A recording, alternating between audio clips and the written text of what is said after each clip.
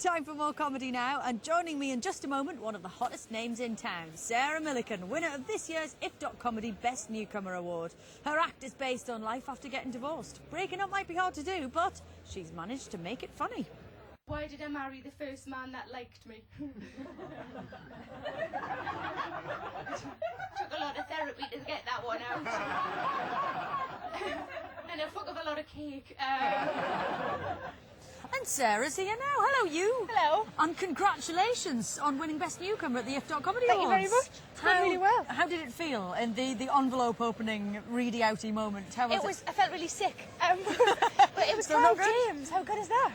Clive James announced the winner, and I had a friend with us to make sure that they did say my name, because I have this fear, what if they've said somebody else's name and I get up thinking it was my name? The Zoolander moment. And somebody was going to exactly pull me back, but it was my name, so I got to go on the stage. That was brilliant. So what is it now? Is it like world domination, onwards and upwards? What's happening with your career next, do you think? Going on holiday first, and then I'm going to Nice?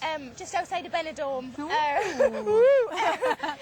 Playing against type then from the northeast. Well done. Shut up.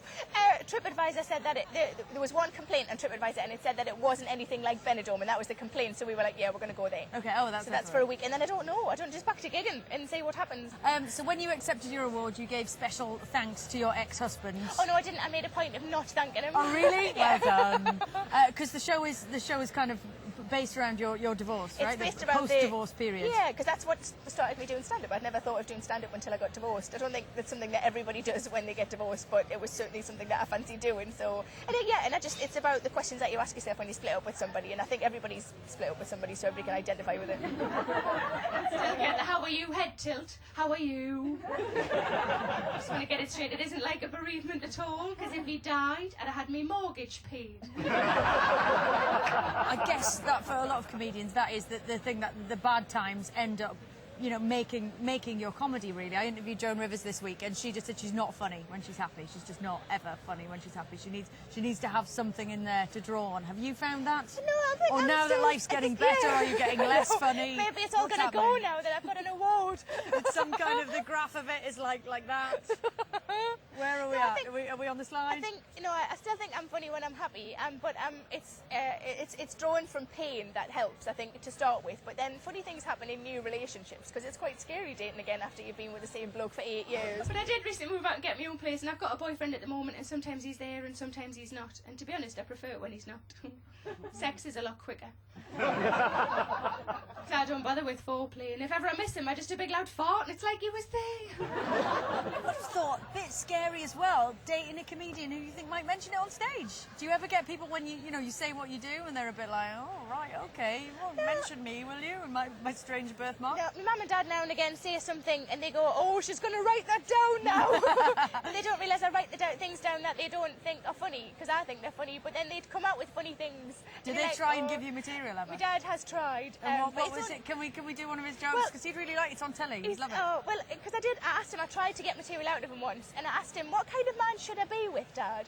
And he said, somebody who's considerate and somebody who's nice and somebody who'll look after you. And I said, that's really boring, that's not funny at all. But it's when he accidentally comes out with things, like when I just got divorced, I was just busy splitting up with him, and my dad, I was crying, and my dad just said, oh, you're bound to be upset, you've got nothing left. You've lost everything. And he's like, oh, that's a little bit tactless, Dad, but his heart's so in the right place. I love Bless dads him. for those moments. I remember when I split up with someone once, it was Christmas Eve, worst Christmas ever. My dad took me for a drive to cheer me up along the bleak Sunderland coast, where the rain was lashing down against the black windows, playing Frank Sinatra in the wee small hours of the morning. No illuminations that year then. No illuminations That would have been better at at least. that year. So you talk quite a lot about sex in the show. Is that something that you talk about a lot generally? Or Well, you're supposed to write about what you know. I don't know if that means that I know a lot about it or I'm just really inquisitive. I just write about what makes me laugh and certain things, when things go a little bit wrong in the bedroom. It's never sort of boastful. It's always sort of, oh, there was this time, right, when it all went stupid, and I think that's just much more entertaining. But the bit of advice I've got is for the ladies in the room. I've discovered as a woman how you know whether or not you're overweight. It's during the throes of passion when your bloke picks you up. whether or not he says 1, 2, 3 first. And what about the audience? You get them to reveal some of their sexual secrets, I've heard? I try to, but as the month's gone on, it's got a little bit harder because reviews have mentioned that I sometimes talk to the audience and they clam up a little bit. Really? But I do ask them different ways that they've spiced up their sex lives. Did you get any interesting ones? Yeah, there was a guy in last night, and I asked him if he'd had a shower with his partner, and he said yes, he had. And a bloke from the back of the room, clearly who knew him, said, "Ask him what happened in Magaluf." No. And his girlfriend was sitting beside him, and she had no idea what was going on. So I gave the audience one chance. We were going to ask him once, and if he said no, he didn't want to tell us, then we had to leave it. And I asked him, "Do you want to tell us something that your girlfriend clearly doesn't know that happened in Magaluf?" And he went, "No," and we gave him a round of applause because that was the right answer. Yeah. I still want to know. No, I'm curious.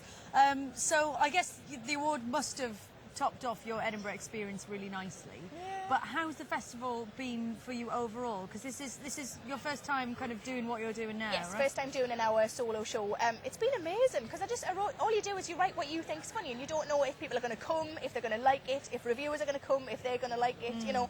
And it was all I've got to go on is what I find funny, and it started off really well, and I got reviewers in, and they gave me really good reviews straight away, so that helped sort of sell out the rest of the run. So it's been ridiculous. Well, it's a bit silly. long may it continue. Congratulations. Thank you very much. Thank you, you. Sarah.